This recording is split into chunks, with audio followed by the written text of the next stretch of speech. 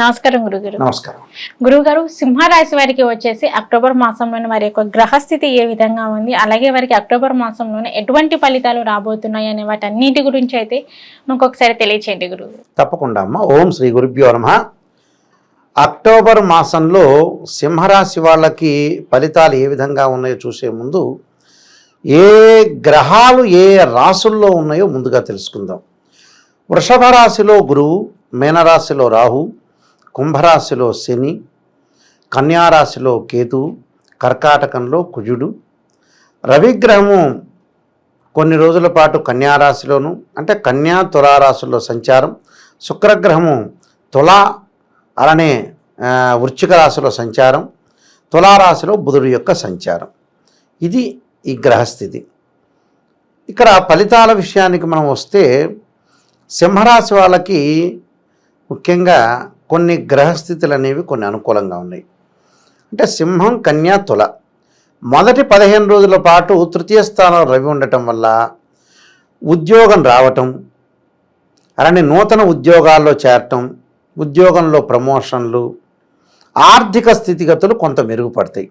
అంటే గతం కంటే కూడా కొద్దిగా మెరుగుదల అనేది వచ్చే అవకాశాలు ఎక్కువగా ఉంటాయి. అంటే మెరుగుదల వస్తుందనంటే వాళ్ళకి బాగున్నట్టే అర్థం కొంతవరకు కూడా. అందువల్ల రవిగ్రహం అనేది చాలా బాగుండటం వల్ల అనవసరమైన ఆలోచనలు తగ్గించుకొని ఉద్యోగ భద్రతగా ఉద్యోగాన్ని కాపాడుకునే స్థితికి వచ్చేస్తారు వాళ్ళు. అంటే సింహరాశి వాళ్ళకి సింహం, కన్యా, తుల అంటే అక్టోబరు 15 రోజుల తర్వాత అంటే 2 వారాల తర్వాత 3వ వారం 4వ వారం బాగుంటుంది. అంటే 2 వారాల కంటే కూడా 3-4 వారాలు చాలా బాగుంటాయి, యోగ్యంగా ఉంటాయని చెప్పుకోవచ్చు. మరి మిగతా విషయాలకు మనం ముందుగా వెళితే ఇక్కడ సింహం, కన్యా, తుల, వృశ్చికం 4వ స్థానంలో శుక్రుడు యొక్క సంచారం. 4వ స్థానంలో శుక్రుడు సంచారం ఎప్పుడు వస్తుంది? ఇప్పుడు రవిలాగానే అక్టోబర్లో 15 రోజుల తర్వాత అంటే చివరి 2 వారాలు రవి బాగుంటాడు, చివరి 2 వారాలు శుక్రుడు బాగుంటాడు. అంటే రవి శుక్రుడు బాగుంటారు. శుక్రుడు వల్ల ఏం జరుగుతుంది? అక్టోబర్ 15వ తారీఖు తర్వాత వాళ్ళకి వివాహాది శుభ కార్యక్రమాల్లో పాల్గొనటము, బంధుమిత్రులతో సంగీత సాహిత్య సభలకు వెళ్ళటం, భార్యా బిడ్డల మూలకంగా సుఖము సౌఖ్యము, అనుకూలంగా ప్రయాణాలు, శత్రు జయము, వ్యవహారాలు, సంఘంలో గౌరవం, శుభవార్తలు, ప్రియమైన మాటలు వినటం, నూతన వ్యక్తుల యొక్క పరిచయము జరుగుతూ ఉంటుంది. ఇది శుక్రగ్రహం వల్ల వివాహ సంబంధాలు కూడా కుదురుతాయి. శుభ కార్యక్రమాలు, ఉపనయన సంస్కారాల్లో, వ్రతాల్లో అలాంటి వాటిల్లో పాల్గొనే అవకాశం ఒకటి ఉంటుంది. అంటే రవి శుక్రుడు బాగున్నాడు ఇక్కడ. మొట్టమొదటి రోజుల్లో బాగలేదు కానీ తర్వాత రోజుల్లో బాగున్నట్టు అర్థం. దాని తర్వాత మిగతావి బుధుడు వల్ల తృతీయ స్థానంలో బుధుడు ఉన్నారు. సింహం, కన్యా, తుల. బుధుడు తృతీయంలో ఉంటే పెద్దగా అనుకూలించే వాతావరణం తక్కువ ఉంటుంది. శత్రు వృద్ధి, అలానే కొన్ని విషయాల్లో మోసపోవటం, నమ్మిన వారి వల్ల ధనం కొంచెం ఖర్చు కావటం, వృత్తి ఉద్యోగ వ్యాపారాల్లో చిన్న చిన్న ఆటంకాలు కలిగే అవకాశాలు ఉంటాయి. ఆ ఆటంకాలు కలగకుండా చూసుకోవాలి. అంటే వ్యాపారం చేసే వ్యక్తులు కూడా అతన్ని మోసం చేసే అవకాశాలు ఉంటాయి. ఎలాంటి వ్యక్తులు మోసం చేయటం అని అంటే వాళ్ళ పార్ట్నర్షిప్ ఉంటారు, మోసం చేయటం, వీళ్ళకి తెలియకుండా డబ్బులు తీసుకోవటం. కింద అసిస్టెంట్స్ ఉంటారు, అసిస్టెంట్స్ కూడా వీళ్ళ దగ్గర డబ్బులు తీసుకునే అవకాశాలు ఎక్కువ ఉంటాయి. కాబట్టి ఇలాంటి విషయాల్లో కొంత తొందరపాటు నిర్ణయాలు తీసుకోకుండా నూతన వ్యాపార విషయంలో కొన్ని జాగ్రత్త పాటించాలి. ఇది బుధుడి యొక్క ప్రభావం. మరి మిగతా గ్రహాలను మనం చూసుకుంటే 7వ స్థానంలో శని ఉన్నాడు, వక్రస్థితిలో ఉన్నాడు. ధనలాభం కలుగుతుంది, ఆర్థిక పరంగా పుంజుకుంటారు, అన్ని విషయాల్లో ముందుకు వెళ్ళటం, లాభాల బాటలో ఉండటం, ఆర్థిక పరంగా లాభాలు కలగటం, ధనధాన్య సంతృప్తి, దాంతోపాటు కీర్తి ప్రతిష్టలు, గౌరవ మర్యాదలు, ధనలాభం కలగటం. అంటే కొంత భయం కలుగుతూ ఉంటుంది, మానసిక వేదన కలుగుతుంటుంది, కానీ బట్ ఇవన్నీ కలుగుతుంటాయి వాళ్ళకి. దానితో పాటు వీళ్ళకి 8వ స్థానంలో రాహు యొక్క సంచారం. ఆరోగ్యపరంగా ఇబ్బందులు రాకుండా ప్రయాణాలు చేసేటప్పుడు తగు జాగ్రత్త తీసుకోవాలి.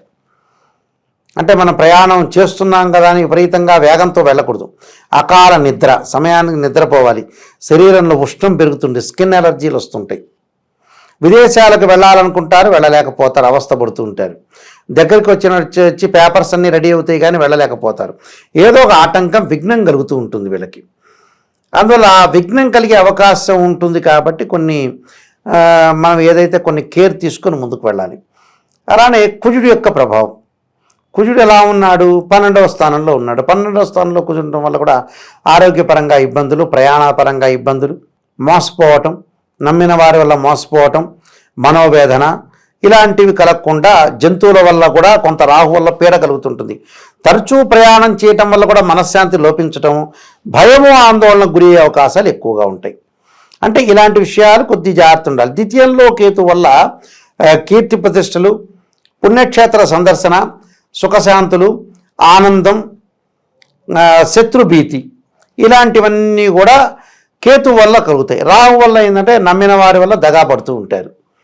అంటే వీళ్ళకి ఏ గ్రహాలు బాగున్నాయి స్పష్టతగా చెప్పాలంటే ముఖ్యంగా సింహరాశి వాళ్ళకు వచ్చేటప్పటికల్లా రవిగ్రహము, శుక్రుడు అక్టోబరు 3-4 వారాల్లో బాగుండటం, శని వక్రగతిలో ఉండటం వల్ల బాగుంటుంది, బుధుడు మధ్య రకమైన ఫలితాన్ని ఇస్తాడు, కేతు బాగా మంచి ఫలితాన్ని ఇస్తాడు. దాంతోపాటు వీళ్ళకి గురువు యొక్క బలాన్ని చూడాలి కదా. గురువు కూడా దశమ స్థానంలో ఉండటం వల్ల బాగుంటుంది, మంచి ఫలితాలు వస్తాయి. అంటే గురువు వల్ల కూడా కొంత లాభం కలుగుతుంది. ఉద్యోగరీత్యా, వృత్తిరీత్యా కూడా కొన్ని లాభాలు, రావాల్సిన బాకీలు వసూలు చేయటం, ఏదైతే మొండి బాకీలు ఉంటాయో ఇవన్నీ కూడా వాళ్ళు వసూలు చేస్తారు. అంటే వృత్తిపరంగా చిన్న చిన్న పొరపాట్లు జరిగినా ముందుకు వెళ్ళే అవకాశాలే బాగా ఎక్కువ ఉంటాయి. కాబట్టి ఇక్కడ గురువు మిశ్రమ ఫలితాన్ని ఇస్తాడు, రవి బాగున్నాడు, శుక్రుడు బాగున్నాడు. అంటే ఈ 3 గ్రహాలు కూడా పరిపూర్ణంగా ఉన్న, శని కూడా వక్రస్థితిలో ఉండటం వల్ల బాగున్నట్టే అర్థం. ఏమీ ఇబ్బంది పడాల్సిన పని లేదు, ఏమీ ఆలోచన చేయాల్సిన పని లేదు. కొన్ని పరిహారాలు చేసుకొని ముందుకెళ్తే చాలు. మన పని మనం చేయాలి శక్తివంతంగా. సగం మన చేతుల్లోనే ఉంటుంది, సగం భగవంతుడి చేతుల్లో ఉంటుంది. మనం చేయాలనుకుంటే పని చేయొచ్చు, చేయకూడదంటే నిద్రపోవచ్చు, అంతే. అందువల్ల కొన్ని పరిహారాలు చేసుకొని భగవంతుడి యొక్క ఆశీర్వచనం ఉంటే చాలు. ఓకే గురుగారు, మరి ఈ సింహరాశి వారికి వచ్చేసి అక్టోబర్ మాసంలోని వీరు అనుకున్న పనులు సమయానికి అవ్వాలి అన్నా కానీ వీరికి ఇంకా మంచి ఫలితాలు కావాలి అనుకుంటే మరి వారు అక్టోబర్ మాసంలోనే ఎటువంటి పరిహారం చేసుకుంటే బాగుంటుంది? దుర్గా గణపతుల యొక్క ఆరాధన చేయాలి.